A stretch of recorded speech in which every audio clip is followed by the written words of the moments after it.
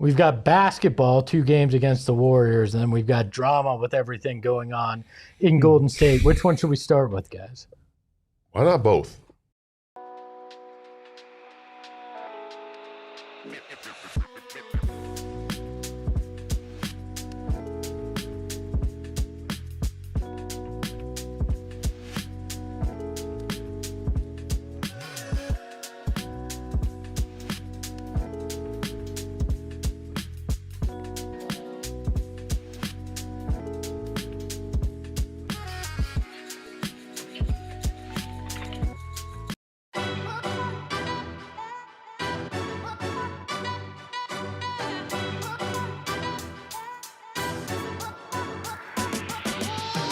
Welcome in, party people. It's PHNX Suns. I'm Espo. That's the smooth one, Gil McGregor. That is the contact, Steve Persian Gardner. We've got the freckled Mamba, Ayrton, behind the Mac.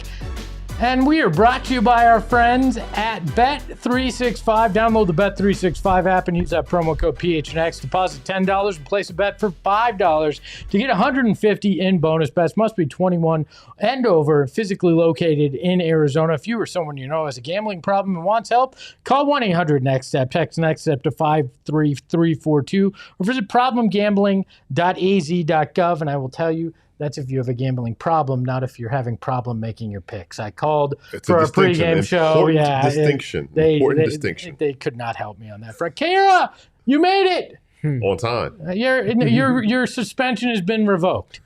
Sean's suspension. Sean still got the fine. Yeah, the fine and suspension still there for Sean. Only for asking. Yeah, he's not here. You get the fine for that. Like, you know what? Mom, am I punished? You know what? That's a good question. Actually, yes. Yeah, good idea. Thanks for bringing it up. Since you asked, right. How are you guys today? You doing well? I'm doing great. How about y'all? How y'all doing? I'm good. No complaints at all today. Ready to get back to basketball tomorrow. We're almost there. Almost there. I feel good because I got my pick for the NBA Cup winner right. That's right. Go New York, go New York, go. They're not hanging a banner, though. No. Good. Nobody should hang a banner for the midseason tournament unless you're hanging it over a urinal in your arena. Oh, my goodness. Like, I think it's your banner should go in level of importance in the arena. Okay, so, okay. So, like your division title. Ask you, would you rather hang an Atlantic Division banner or an NBA Cup champion banner? Your Atlantic Division banners in the parking garage. Your NBA Cup, banner is in the restroom. You can put your Eastern Conference, finals in the walkway area, and then if you win a title, you put it up in the rafters. There you go. There you go. And I'm fine with retired numbers being in the bowl too. I hope so. Yeah, that's fine. Well, depending on the guy. Fair. That's fair. That's fair. I mean, there's some guys that probably shouldn't be in the lower bowl. They just get in because retired jerseys is a touchy topic now, considering what's going on with the Clippers right now. Mm-hmm. We're gonna send you home, but we still want to work with you. Man, if you don't get out of here, yeah. I don't retire any. I don't let them retire any of my numbers if I'm any of those guys. If I'm CP3. I mean, you see KG's number still ain't retired in Minnesota for that exact same reason. There you go. Anyway. Yeah, well, that is neither here nor there. We got plenty to talk about as the Warriors and Suns are going to play back-to-back games. We got a game of our own to play at the end, but we did have practice today, and Steven was out there.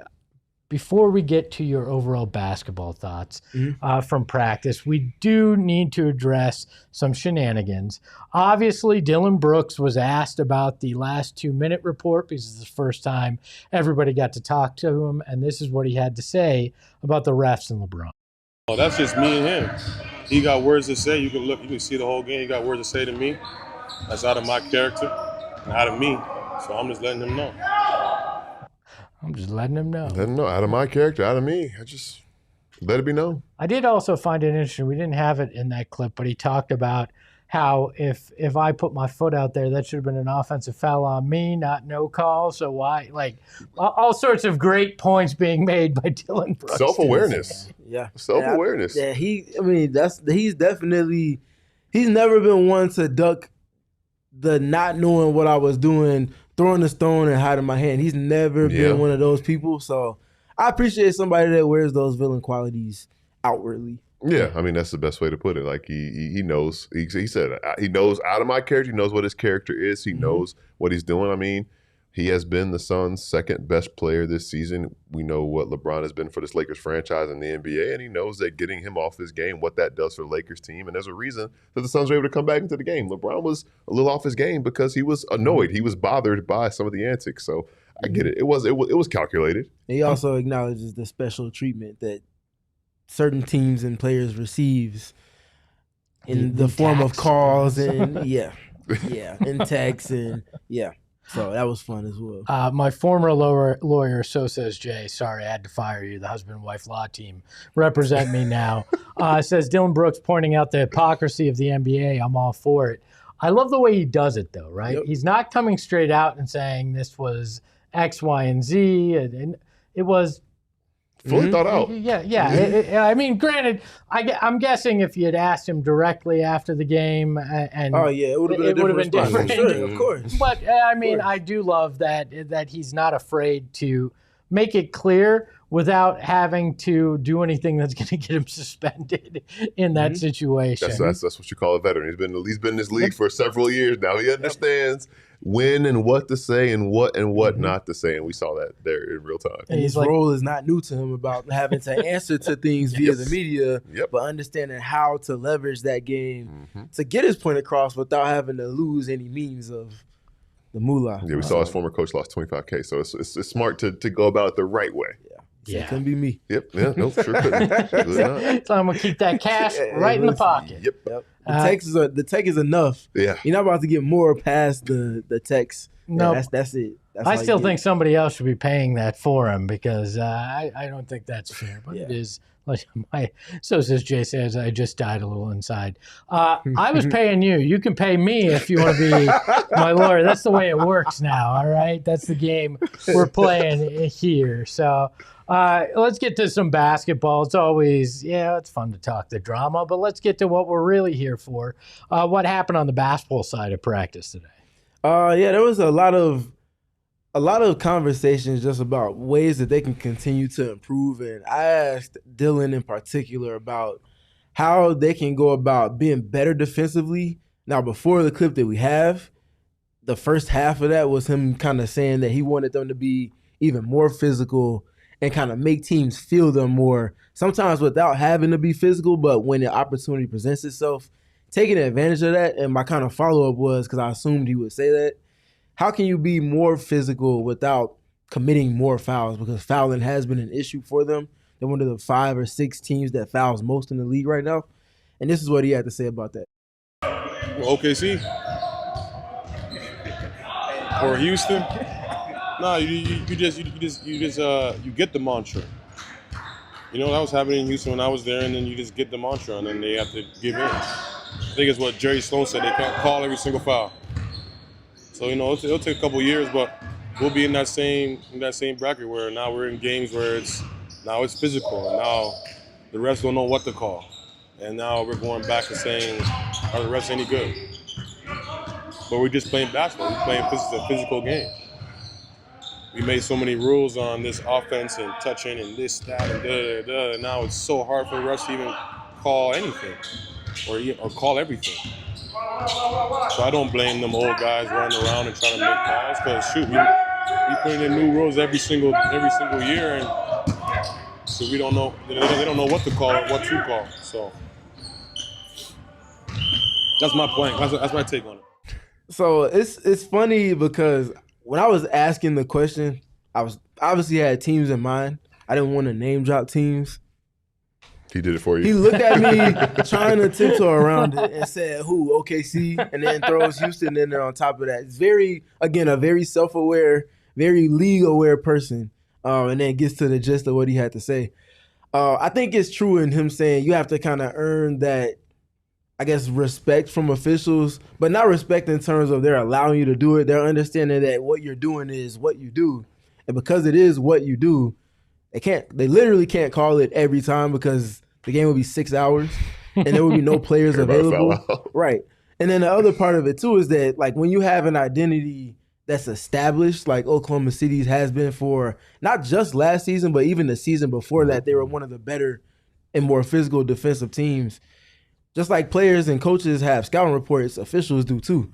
This team is going to be a little bit more handsy, especially sometimes in the post, sometimes in pick and roll. So you kind of get a stigma about you that officials kind of referee your games based off of. And that's what the Suns are working to establish. It's going to come with some ups and downs. You might have a game where you have 29 fouls in regulation. You might have a game where you only have 11.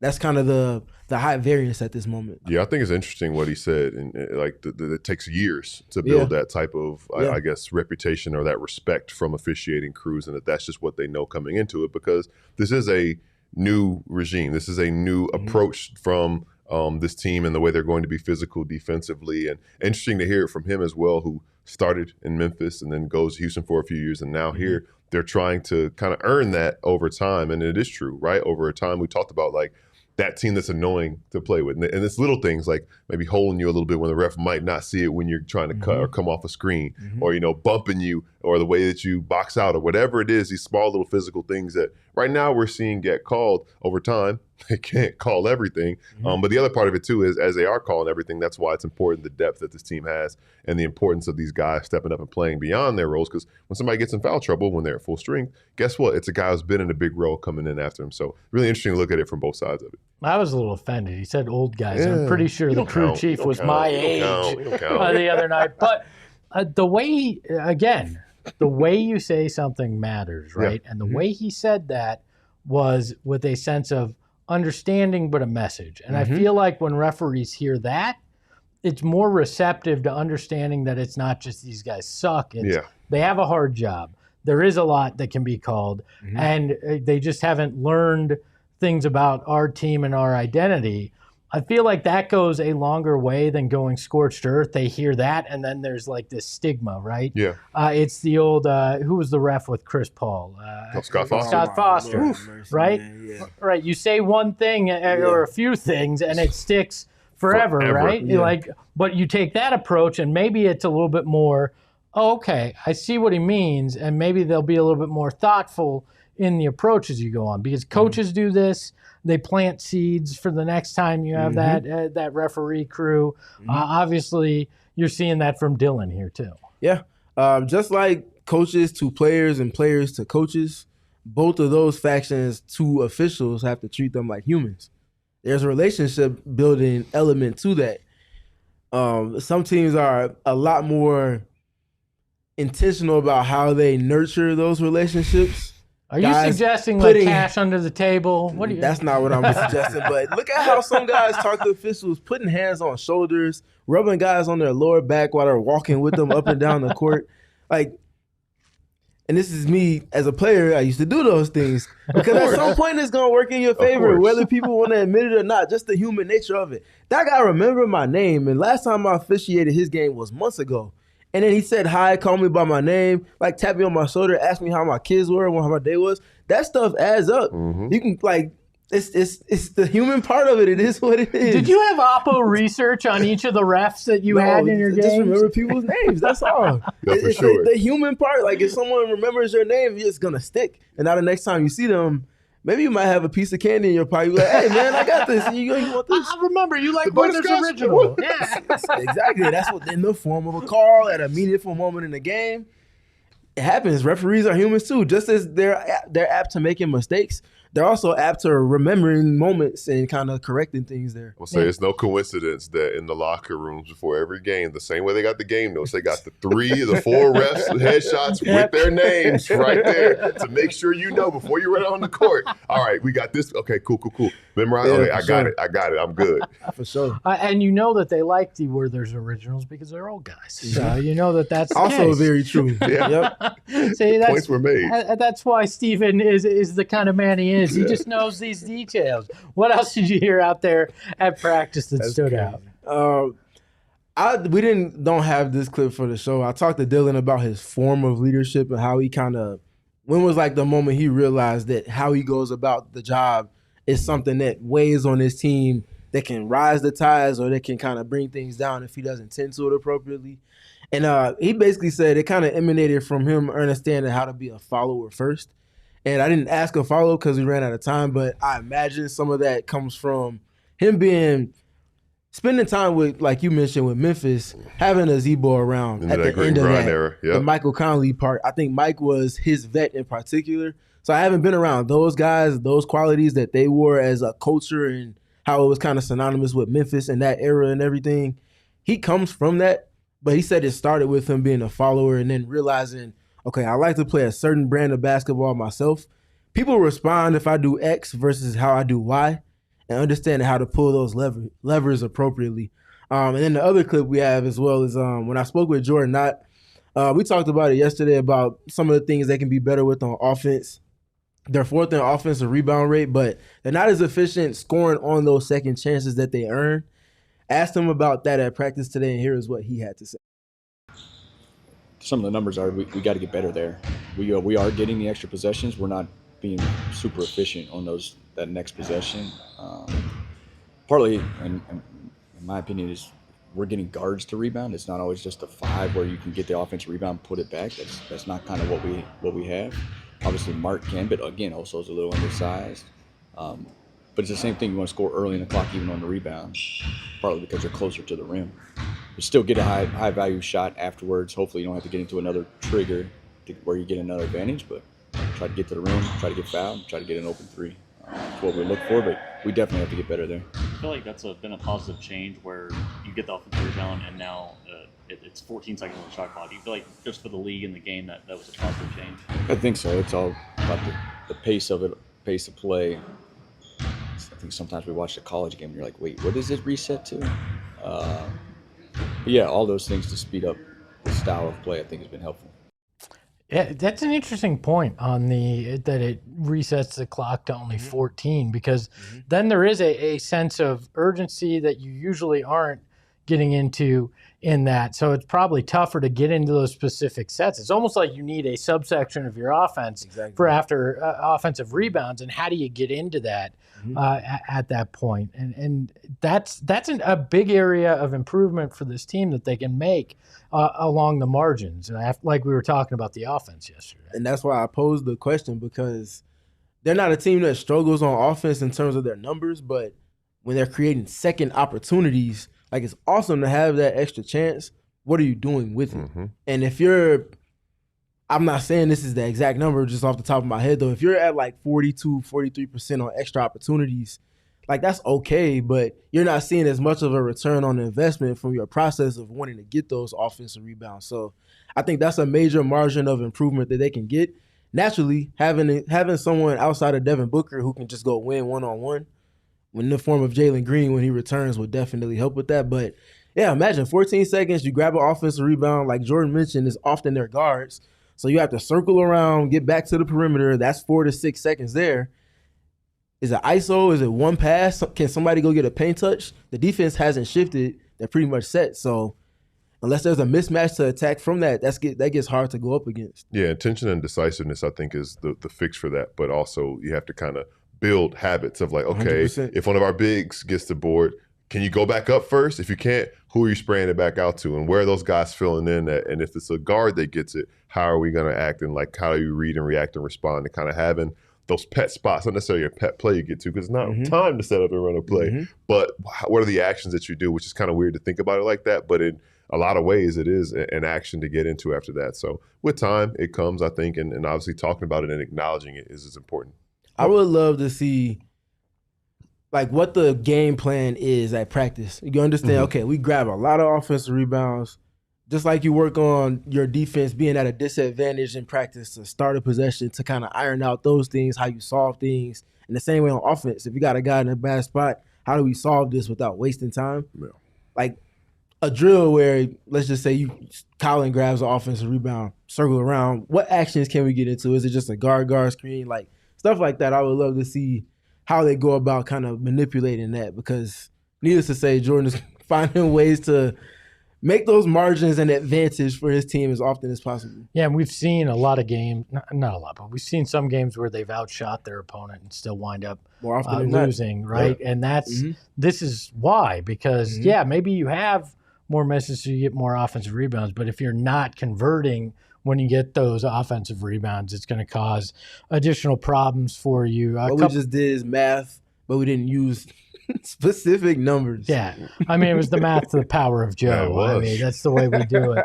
By the way, welcome to our Serbian friend Stefan for being here. Always appreciate our Serbian Suns fan. We appreciate him joining it. being here instead of up there with the mountains and the snow and all of that. Yeah, all of thanks that for being stuff. here, not at DNVR is what he's trying to say. We appreciate you not supporting See, the I Nuggets. tiptoed around it and he pulled a Dylan. No, you know what? I'm like the kids. I'm doing the Kool-Aid man thing. I'm just busting through the fence. Oh, All right. What else do we got, Steven, for practice? Somebody clip that, man. Somebody clip. I think we need it louder. Like the Kool-Aid man. Oh yeah. There we you go. Kool-Aid, holler at us. We broke Steven. Oh no. I wasn't expecting it. That caught me off guard. I'm not gonna lie. You see, we have chemistry. It's only been 2 weeks. You see the chemistry where it's at. It's all you two. I just make dumb jokes and then you guys. No, that was y'all. You mentioned Kool-Aid and he went, "Oh yeah, unprompted." And then you laughed, which made it good. Boom. If it was dead That silent, was a it three-man would've been weave right there, any basically. Man, That's a three-man weave. Yeah. I'll take it. That's true. I mean, That is if you true. didn't laugh, it was just going to be sad. That is true. I was like, true. dang, man, I missed again. That is true. Was there anything else that you heard out of practice that you wanted to touch on today? Nothing that I heard outside of those things. For the sake of time, I'll just say Rasheer Fleming is putting in a lot of detailed and intentional work. Continuing to work from 2-point range. Obviously, still shooting corner threes. So I'm shooting with Kobe Bryant was his shooting partner at practice today. They're getting up shots off the dribble from deep, catch and shoot threes, movement shooting threes. They're getting in some competitive work with some of the assistant coaches. So those guys are working very, very hard. And for update-wise, Kobe Bryant hasn't played in the last 2 or 3 games for the Valley Suns. He was in concussion protocol. He's been at practice with the Suns since their first practice, which was yesterday this week. So hopefully that's a sign that he's going to be closer to being able to play. But I did want to make sure we mentioned that part too. Suns are going to have to be in a golden state of mind the next 2 games, but can they get in the Warriors' heads? We'll talk about that right after this. Got to tell you about our friends at Mountain America Credit Union. You got to make your money work for you, right? If you're going to put it in a credit union or in a checking account, you got to make sure that it's doing something good for you, not just for the people that you're putting your money with. And with Mountain America Credit Union, they make sure that that happens. With the My Style checking account, you're going to get telehealth access, which is fantastic. When you have 2 shows that you do and you're a general manager, sometimes you don't have time to go to the doctor. So telehealth access is great. Mobile phone protection. I know Steven and you break your phones all the time. So it's good to have that.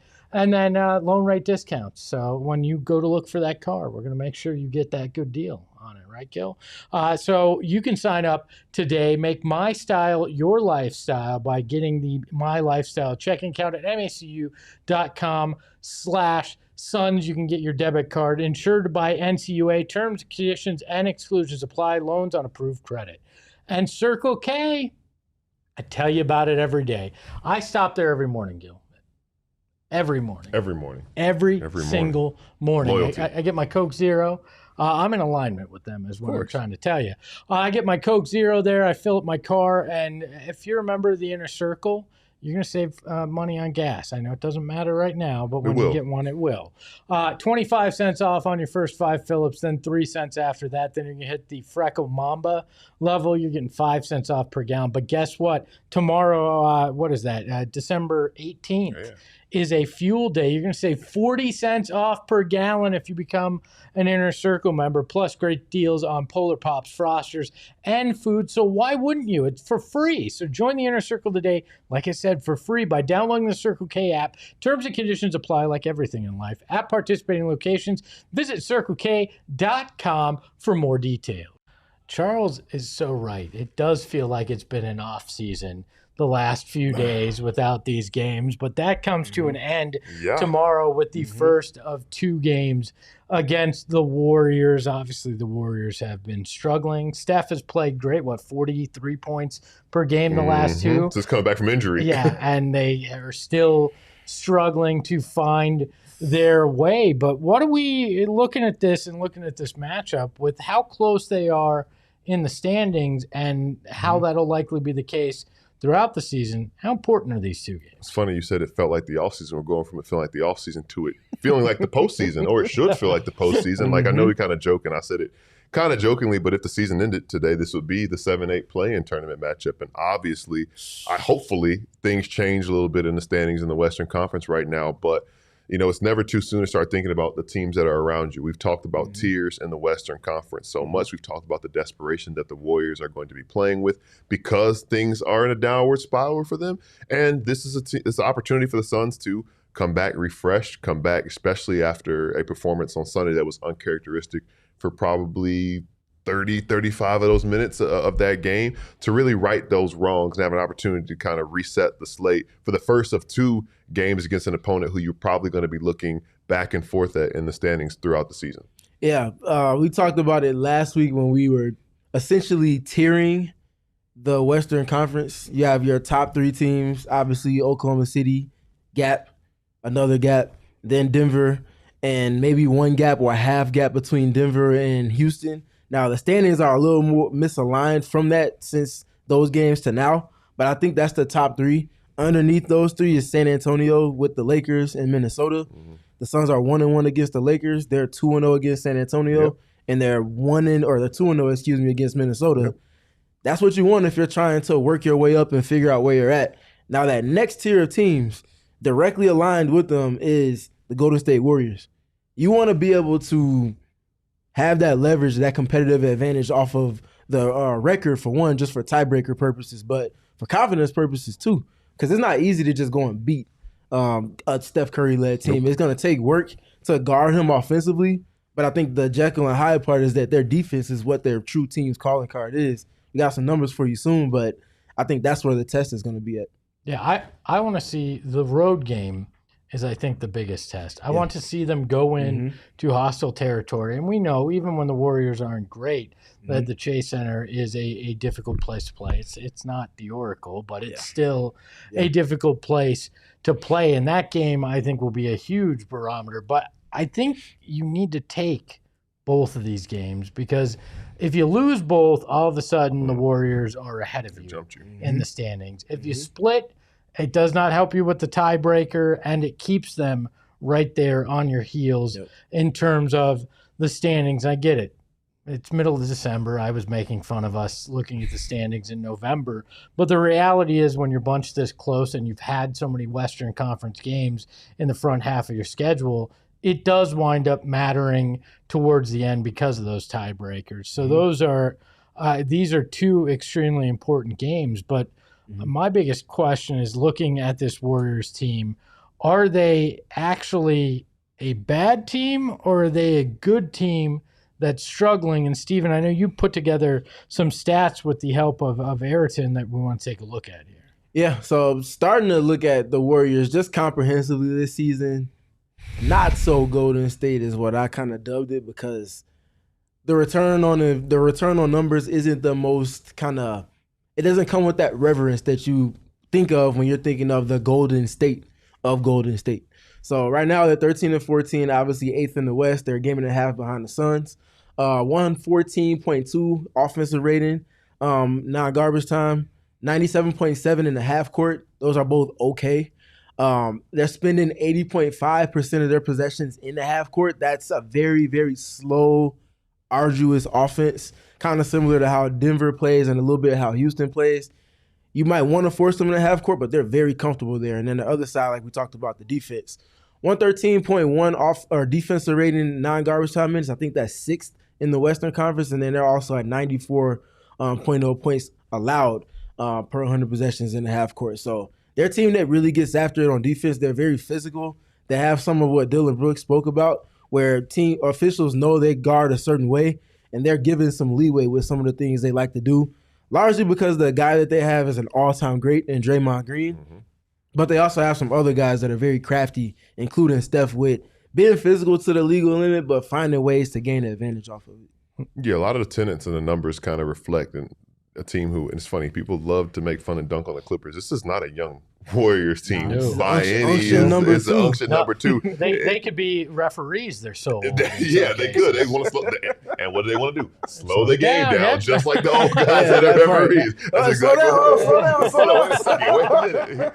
So, but yeah, just to see that. But what comes with being a veteran-laden team is high IQ, right? Yes. So a lot of the things that they do, they can manipulate things so that they're not expending as much energy. And that is obviously a thing that you can exploit. We've seen the Suns do that, run teams and make them uncomfortable when they don't want to do that. They did it with the Lakers, another old team earlier in the month. They've had success against the Clippers this season as well. So when I'm looking at those numbers and thinking about who this Warriors team is, the last 2 teams they've lost to, Timberwolves without Anthony Edwards, Trailblazers on the road in a high-octane game where the score is in the 130s.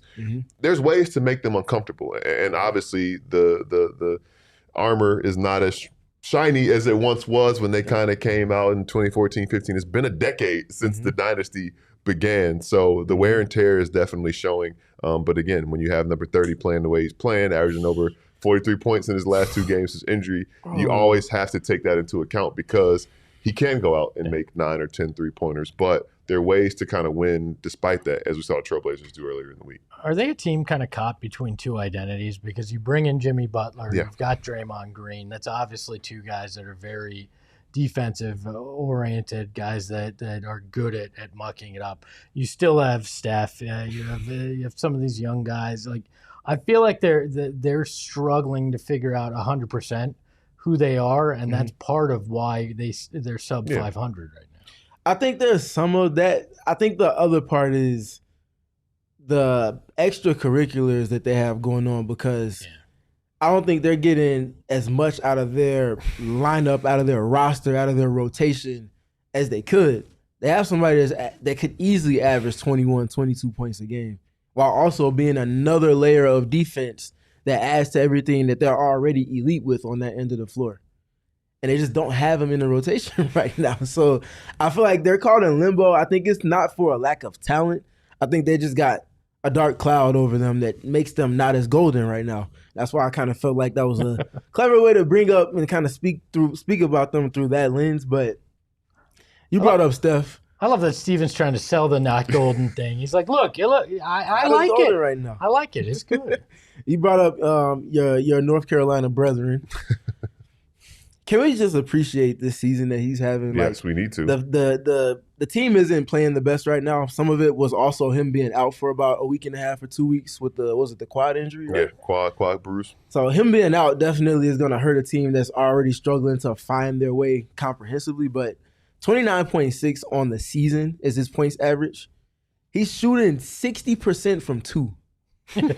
On 7 Is that good? 60% from 2. That's that's golden. Very good. Right? That's golden. That is golden. That is very golden. That's 24 karat gold. Yeah. Steph he's ridiculous, and he's still doing what he does from deep. 12.6 3-point attempts, 41.6% on 12.6 attempts a game. He's ridiculous. You run out of adjectives because he's been great for so long, and I think that just needs to be appreciated because what he's doing at that age is not something that many others ever have. I was going to say the guy's 37 years old, by the way, we knew his game was going to age the way it has, but it's probably aging even better than it was in that point. 12 threes in the loss to the Trailblazers, and he surpassed another guy from North Carolina, Michael Jordan, for most 40-point games after turning 30 years old. So it's just wild because at some point we thought that it would maybe be like a half a step drop off or something like that. But what we're seeing with the older guard in the league of just kind of redefining what to expect from guys in this stage of their career is different. And thinking about what that means tomorrow and Saturday, you're going to have your hands full with this guy because he is their system, regardless of the other 4 guys you put around him. Who are you going to have chasing him around? Who are you willing to expend that energy? You're going to see Colin, Dylan. Who are the guys that are going to do it? You have to probably do it in spurts and shifts doing it because nobody can do that for all 30, 35 minutes that Steph Curry is going to play. So that is obviously the thing in itself, and it's very different from the other guys and premier scorers that we've seen the Suns deal with because the ways in which you kind of tire them out like they did with a Luka Doncic or an Anthony Edwards, you can't really do with Steph Curry because he dictates who's tired or not. Well, think about it, too. He had the same injury that Grayson did, had, and we've seen Grayson not quite go back to to the guy he was prior to the injury yet. Yet Steph has it, comes right in, and it comes back, and is dropping 43 on your head. I mean, that's just how different Steph is there. On the other side of the break, we're going to continue this discussion, talk about how the Suns can get a win, and talk about some of the drama in Golden State that might help the Suns put them in a death spiral.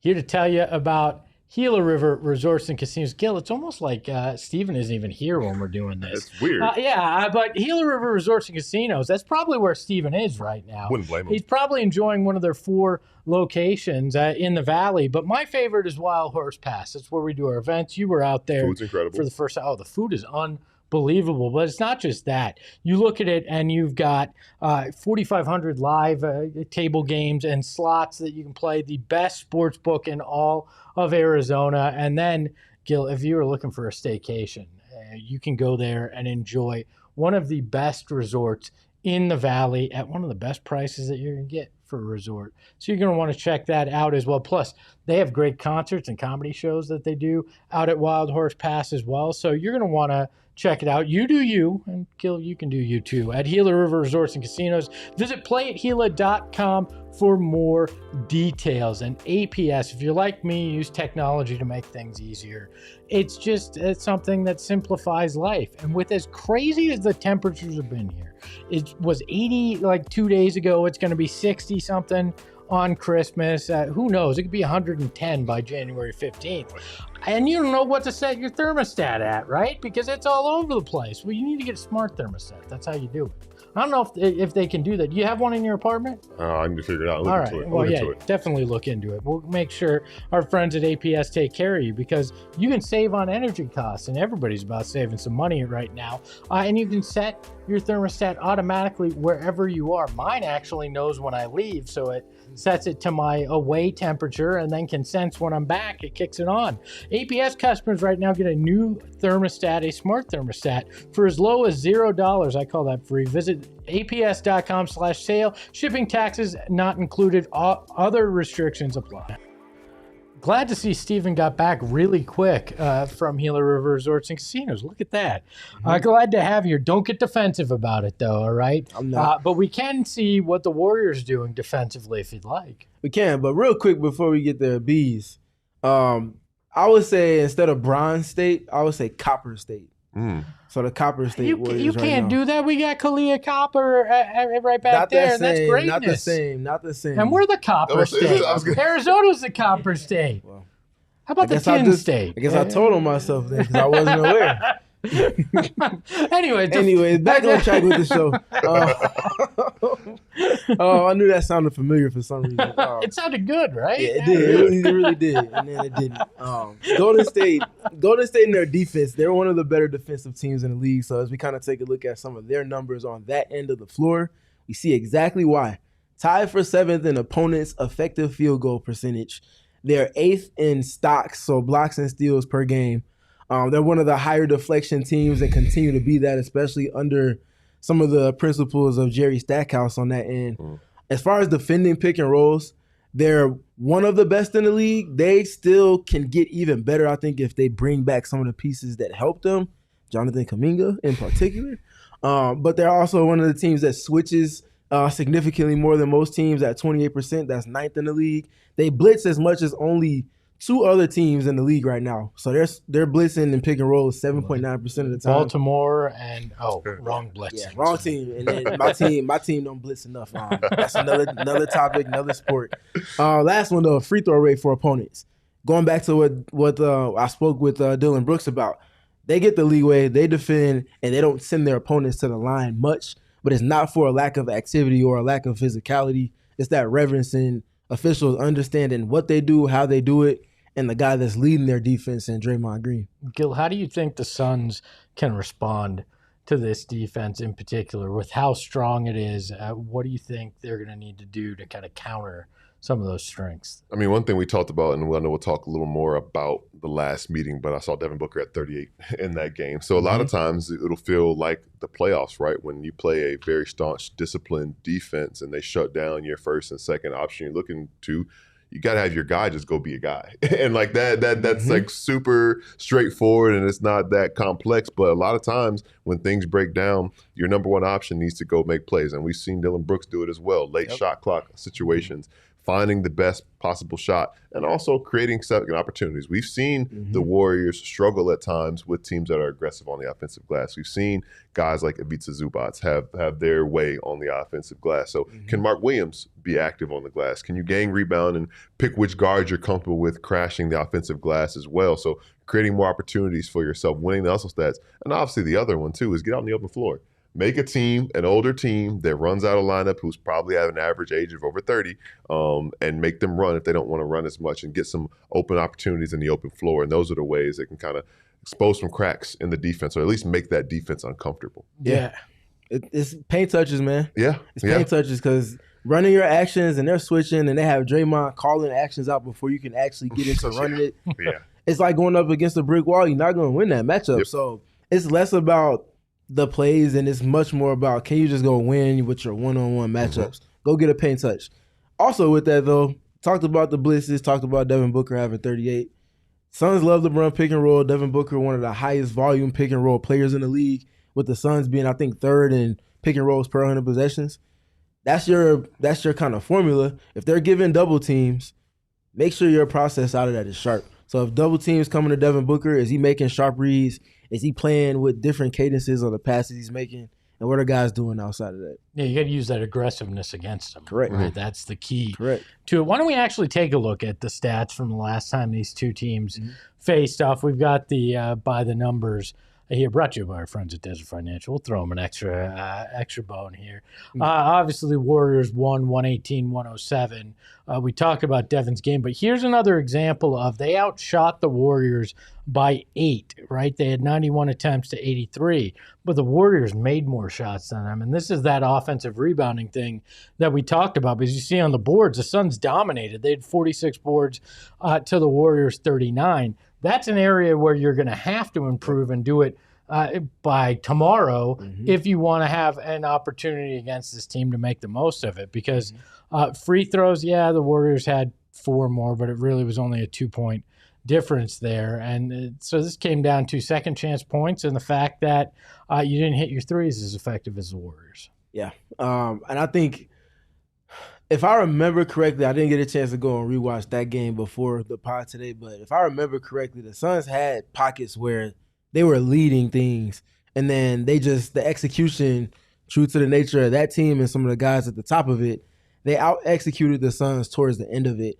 You got to play a full 48, regardless of what state the Golden State Warriors are actually in. California or Arizona. California or Arizona in this case, exactly. Or with or without Jonathan Kuminga, even more so. You have to play a full 48, because that's a team that will out-execute you if you leave that back door open. And I feel like that's what we saw a little bit of that last time out. I want to issue an apology right now. I said attack the glass like Ivica Zubac. No, attack the glass like Mark Williams. He had 9 offensive boards in that game. So just do what you did last time again. Yeah. Copy, repeat. All right. You bring up Jonathan Kuminga. Steve Kerr earlier this week says, it was today, said, I guess that's technically still earlier this week. It happened before then. I can tell you that Jonathan Kuminga has been great this week as he's been out of the rotation. He's been working really hard, and I'm going to reward that. He needs to be back out there. Is this interesting? Is this? Is he talking to himself? Is he in the mirror? I'm with going to the reward him. He's been microphone really in front good of this him? week. Yeah, he's been playing Gold pretty well. star. I think we might add him back to the rotation. Was that the front office going, hey, we need to showcase him because this team likes Jonathan Kuminga? Show you got to tap on the shoulder. Little audition. Yeah, you got to tap on the shoulder for sure. They figure it out. Which brings me what I wanted to ask is, and I would love to hear Ayrton's take on this too. Do we see him play in this 2-game slate between tomorrow and Saturday against with Golden State against the Suns? This was certainly suggested he's going to play. It would be the funniest pump fake if he says all this and then just doesn't play him at that point. I mean, I got to reward him, and then he just gets 2 more DNP CDs. I would expect to see him play. I think it's interesting because, I mean, we mentioned last time these two teams played, he was in the starting lineup, right, playing significant minutes. He's played, I think, 17 games this season and started in 13 of them. So, he went from that to not being in the rotation. He has some of the most interesting histories, I think, of anybody with them. But I would guess that it's weirder that they're going to start easing them back into the rotation in a different Mm-hmm. role. They're starting Moses Moody now. So I expect to see him play, but if you tell me he's going to play 11 minutes or 31 minutes, I'd say, yeah, sure. Starting Moses Moody, and he's still not the moodiest guy in that starting lineup. That's Draymond Green. Aridin, would you play Jonathan Kuminga if you were Steve Kerr this week? They have treated him so weird since he's been with the Warriors. I honestly have no idea. The way he's talking, I would expect him to play, but like Gil said, if he comes out and plays 11 minutes or doesn't play at all, I wouldn't be surprised. I love that we just got a dislike. I'm guessing that's because of my bad joke. If you were in the chat, please hit that like button. If you are not already a member of the Supporters Club like bees, do it. Hit that join button today. You're going to get unbelievable emojis that are exclusive. You're also going to get exclusive content. The Freckled Mamba was the star of a recent video that you can only get if you were a Supporters Club member. Plus, you get Steven's extended breakdowns, and we're going to make Gil do some stuff too. He might just read the phone book for each and every one Might of just you. do the Kool-Aid thing. Everybody just went, what the hell is a phone book, Espo? And that's because I'm the age of a ref. After this, it sounds like the Warriors might have some bigger problems than just the way they're playing. Can the Suns expose that and use it to their advantage? Got to tell you about our friends at the husband and wife law team. I was in a serious accident that caused injury a handful of years ago. And I hired, let me just say it, not the greatest lawyer in the world. I wish I had known about Mark and Alexis Breyer at the husband and wife law team when I was going through that, because it could have saved my family and myself a lot of headaches, both literally and figuratively, in terms of what was going on. Because with the husband and wife law team, all they specialize in is serious injury and accident cases. They are prepared to go to trial because they are experts and they are trial lawyers. Plus, you can contact your lawyer at any time. That's one of the guarantees that they have, and they make sure that they're taking care of you, not just their bottom line. So if you've had a serious injury, call the husband and wife law team first at 602-783-8841 or visit their website in the link in our show notes and tell them PHNX sent you. Bet365. You like him Love them. because you're winning a betting competition right now. It's one of the easiest apps to use. I've used them all, which maybe I need to call the number after saying that, but I've used them all, and Bet365 is the best that I've dealt with. But you know what? If you haven't tried any yet, I know you have, Gil, but if you, the viewer, hasn't, you got to try Bet365, because right now, breaking news, Bet365 new customers now get $150 in bonus bets when you bet just $5, win or lose. So I'd even be eligible to get this. Sign up and use the promo code PHNX365, deposit $10 and place a bet of just $5 to get $150 in bonus bets if you win. And then bonus bets can be used on spread, totals, player props, futures, and more. Whatever the moment, it's never ordinary with Bet365. Must be 21 and over, physically located in AZ. If you or someone you know has a gambling problem, wants help, call 1-800-NEXT-STEP, text NEXT STEP to 53342, or visit problemgambling.az.gov. So we were talking about the Warriors rotations, everything that's going on. Is there a unique opportunity for the Phoenix Suns right now if they sweep this series? If Devin can return to the Devin Booker that we know, that we saw him kind of get in that rhythm at the end of that Lakers game, could they potentially put the Warriors in a death spiral, if you will, because they feel like they're in a very precarious position here.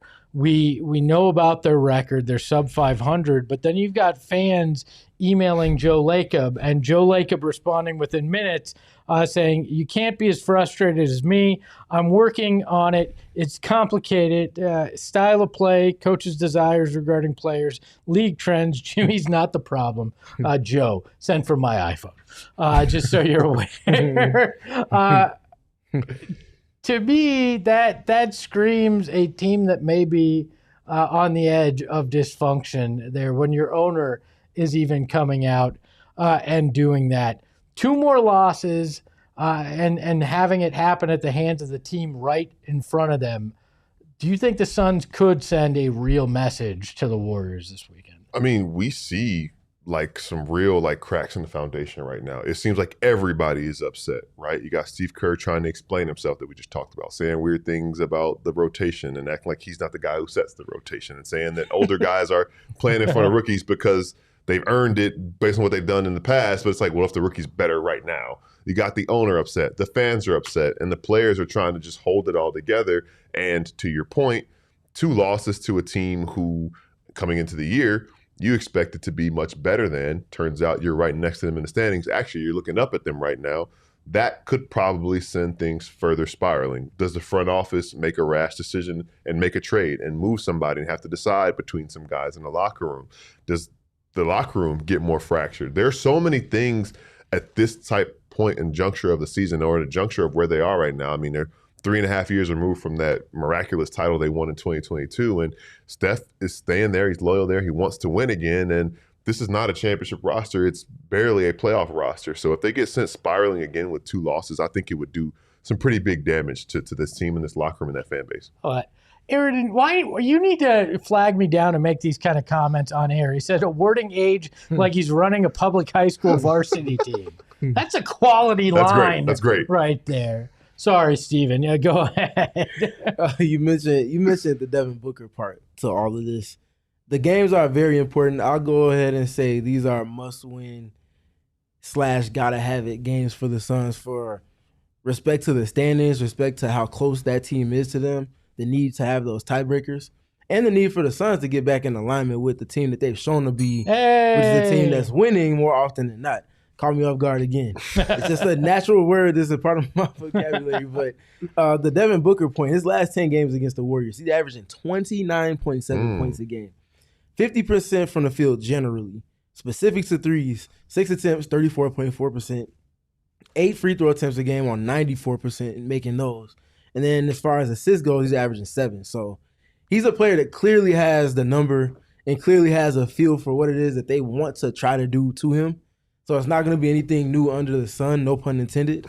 But it's going to be just a matter of how efficient can he be, because I think the big number, that 34% from 3 on 6 attempts, if he does that tomorrow, we will all be like happy, proud. I was about to say, you're saying that tomorrow's the day? Is tomorrow the day? Hey, listen, that's a team that hasn't been able to figure him out, so maybe it is that. Potentially, we'll see. But I think the challenge is going to be there. They're going to test them in ways that most other teams cannot, just because they have a certain style of defense that they play that most teams can't replicate. So the Suns have to be up to the task. Well, we're going to find out if they're up to the task tomorrow as they take on the Warriors. We'll have pregame show and postgame show right here for you. You'll want to join us back here to see what can happen. On the other side of the break, we're going to have a little fun with nicknames. Got to tell you about our friends at the Husband and Wife Law Team. I was in a serious accident that caused injury a handful of years ago. And I hired, let me just say, not the greatest lawyer in the world. I wish I had known about Mark and Alexis Breyer at the Husband and Wife Law Team when I was going through that, because it could have saved my family and myself a lot of headaches, both literally and figuratively, in terms of what was going on. Because with the Husband and Wife Law Team, all they specialize in is serious injury and accident cases. They are prepared to go to trial because they are experts and they are trial lawyers. Plus, you can contact your lawyer at any time. That's one of the guarantees that they have, and they make sure that they're taking care of you, not just their bottom line. So if you've had a serious injury, call the Husband and Wife Law Team first at 602-783-8841 or visit their website in the link in our show notes and tell them PHNX sent you. Bet365. You like them. Love them. Because you're winning a betting competition right now. It's one of the easiest apps to use. I've used them all, which maybe I need to call the number after saying that. But I've used them all, and Bet365 is the best that I've dealt with. But you know what? If you haven't tried any yet, I know you have, Gil, but if you, the viewer, hasn't, you got to try Bet365, because right now, breaking news, Bet365 new customers now get $150 in bonus bets when you bet just $5. Win or lose, so I'd even be eligible to get this. Sign up and use the promo code PHNX365. Deposit $10 and place a bet of just $5 to get $150 in bonus bets if you win. And then bonus bets can be used on spread, totals, player props, futures, and more. Whatever the moment, it's never ordinary with Bet365. Must be 21 and over, physically located in AZ. If you or someone you know has a gambling problem, wants help, call 1-800-NEXT-STEP, text NEXT STEP to 53342, or visit problemgambling.az.gov. I am so damn good at that. It's like I can just do it like that and hit it the same way every time. We were joking. Our friend Tim Cato, ALLCITY NBA writer, has written a great piece on GoPHNX.com where he figured out one of the best parts of Basketball Reference and how they go about it. No, it's not the box score or the MVP, equation they have or Hall of Fame. No, it's the nicknames. We've all sat there and wondered, how the hell do they actually get these nicknames? Because they don't necessarily feel like the real deal, right? They don't. But I said, you know what? We got to play a game. And I turned to the Freckled Mamba and I said, what I need you to do is I need you to scrub through the greatness that is Basketball Reference nicknames. Look at any current or former Suns, and then we've got to try to figure out, who the nickname was for.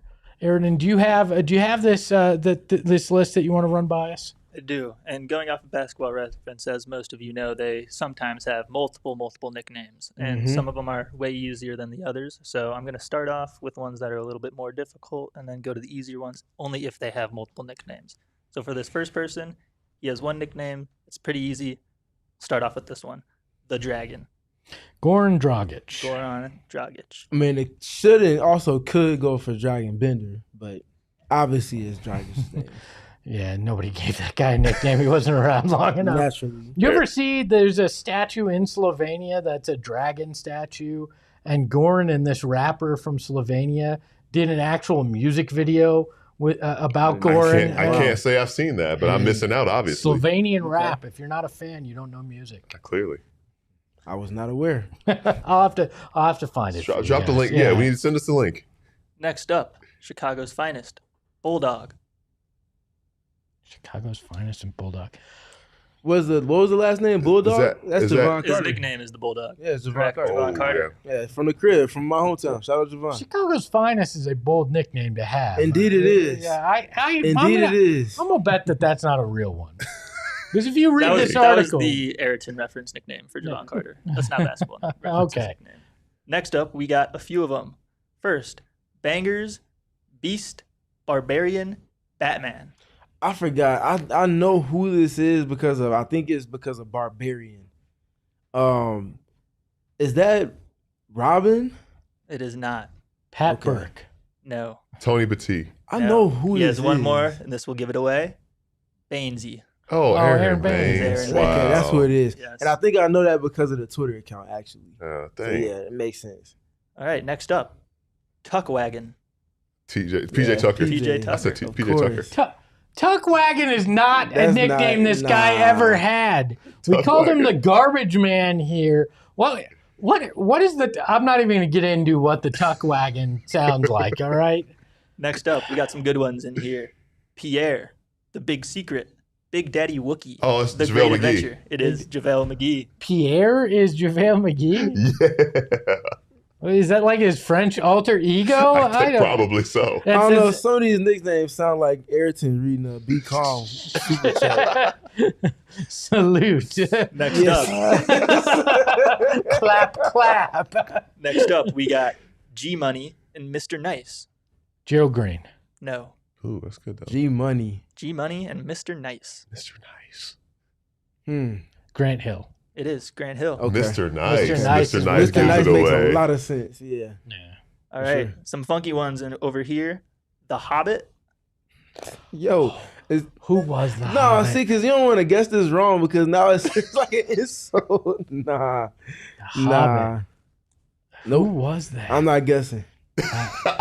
Nope, you're not gonna. Grayson Allen. No. Not getting me. That was Bilbo Baggins. That's his nickname. Some more from this guy. E-Money, Splash Gordon, Oh, 3G. It's Eric Gordon. Eric Gordon. The Hobbit is The Eric Hobbit Gordon. is wild. That's Next crazy. up, we got a pretty easy one. Fin Dog. Michael Michael Finley. Finley. Michael Another Finley. son from home. Real quick.